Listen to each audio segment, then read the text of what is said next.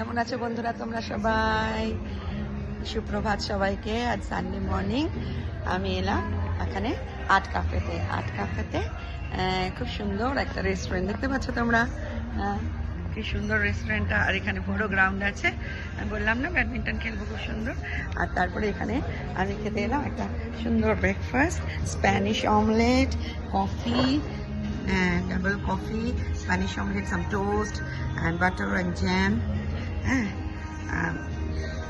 আর তোমরা সকালে কি ব্রেকফাস্ট খেলে সবাই আমাকে জানিও। আজকে লুচি তরকারি করলে নাকি পরাঠা খেলে নাকি কচুরি খেলে? তোমরা তো কলকাতায় খুব কচুরি খাচ্ছ।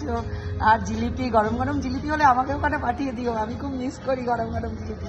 হ্যাঁ, আর তারপরে তোমরা সবাই ভালো থেকো, আনন্দে থেকো। আমার এটা ঠান্ডা হয়ে যাচ্ছে টোস্টটা, এখানে তো ওয়েদারটা খুব ঠান্ডা,